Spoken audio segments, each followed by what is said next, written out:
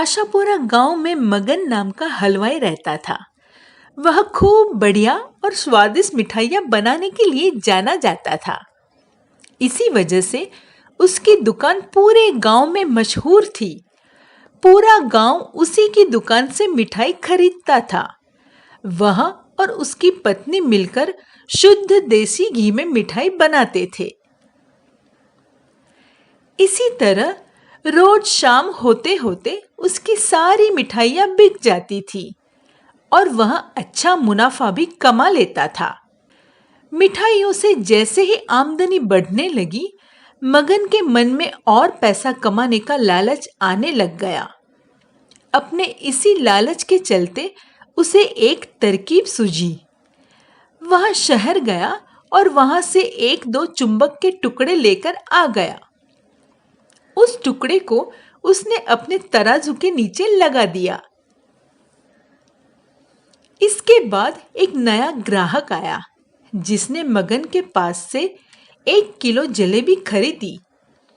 इस बार तराजू में चुंबक लगाने की वजह से मगन को अधिक मुनाफा हुआ। उसने अपनी इस तरकीब के बारे में अपनी पत्नी को भी बताया। सुनो भाग्यवान, आज हमें बहुत मुनाफा हुआ है, क्योंकि मैंने मुनाफा अधिक कमाने के लिए अपने तराजू के नीचे चुंबक लगा दिया है, जिससे मिठाई कम जाएगी और पैसा ज्यादा आएगा। लेकिन उसकी पत्नी को मगन की यह चालाकी अच्छी नहीं लगी। वह बोली, सुनिए जी, हमें ऐसा नहीं करना चाहिए। ईमानदारी से भी तो हमें अच्छा खासा मुनाफा हो रहा है ना। हमें अपने ग्राहकों के साथ धोखाबाजी नहीं करनी चाहिए। लेकिन मगन ने अपनी पत्नी की बात बिल्कुल भी नहीं सुनी। वो हर रोज तराजू के नीचे चुंबक लगाकर अपने ग्राहकों को धोखा देने लगा। इससे उसका मुनाफा बढ़कर कई गुना अधिक हो गया। इससे मगन को काफी खुशी हुई।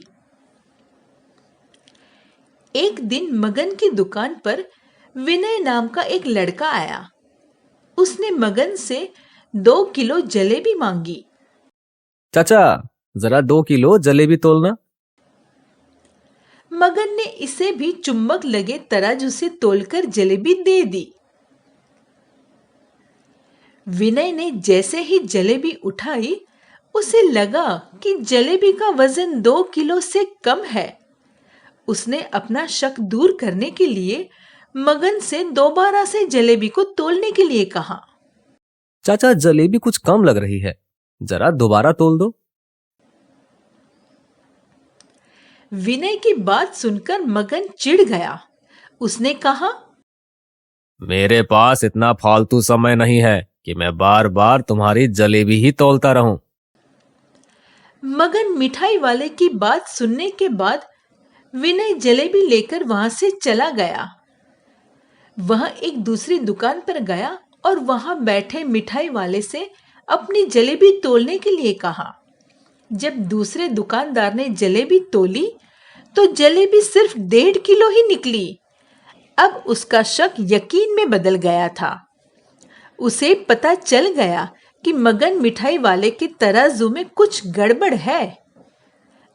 अब उसने तराजू की गड़बड़ को सबके सामने लाने के लिए खुद एक तराजू किराए पर लिया और उसे ले जाकर मगन मिठाई वाले के दुकान के पास ही रख दिया। फिर विनय अपने सभी गांव के लोगों को इकट्ठा करना शुरू कर देता है। जैसे ही भीड़ थोड़ी बढ़ती है, वह कहता है, मैं आप सभी लोगों को एक जादू दिखाऊंगा। ये जादू देखने के लिए बस आप लोगों को मगन मिठाई वाले से खरीदा गया सामान एक बार इस तराजू में तोलना होगा। तब आप लोग देखेंगे कि कैसे मगन मिठाई वाले के तराजू में तोली गई मिठाइयां इस दूसरे तराजू में अपने आप ही कम हो जाती है। कुछ देर बाद 1-2 लोग मिठाई लेकर विनय के पास पहुंचे तो उसने ऐसा करके भी दिखाया। इसके बाद मगन के दुकान से जिसने भी मिठाई खरीदी थी, सभी ने विनय के तराजू में तोलकर देखा तो सबकी मिठाइयाँ 250 ग्राम से लेकर आधा किलो तक कम निकली। यह सब देखकर लोगों को काफी हैरानी हुई। अपनी दुकान के पास ही यह सब होता देख मगन मिठाई वाला विनय से झगड़ा करने लगा। जाओ जाओ, इसकी बातों में मत आना, ये सब नाटक कर रहा है। क्यों रे लड़के, जाता है या तुझे अभी सबक सिखाऊं? अब अपनी बात को सही साबित करने के लिए विनय सीधे मगन मिठाई वाले का तराजू लेकर आया और तराजू में लगा चुंबक निकालकर सबको दिखाने लगा। यह देखकर गांव वालों को बहुत गुस्सा आया। सब ने मिलकर उस लालची मिठाई वाले को खूब मारा। अब उस लालची मिठाई वाले को अपने लालच और उसके कारण की गई गलत हरकतों पर पछतावा हो रहा था। उसने अपने गांव के सभी लोगों से माफी मांगी और वादा भी किया कि भविष्य में वे ऐसी कोई भी जालसाजी नहीं करेगा। मगन की इस धोखेबाजी से पूरा गांव नाराज था, इसलिए लोगों ने उसकी दुकान में जाना बंद कर दिया। अब मगन के पास पछताने के अलावा कुछ और नहीं बचा, क्योंकि वो पूरे गांव वालों का भरोसा खो चुका था। कहानी से हमें यही सीख मिलती है, कभी भी लालच नहीं करना चाहिए। हमेशा ईमानदारी के साथ अपना काम करने से ही इंसान का नाम होता है। लालच के चलते भले ही कुछ समय के लिए अच्छा फायदा हो, लेकिन इससे इज्जत और आत्मसम्मान दोनों कम हो जाते हैं।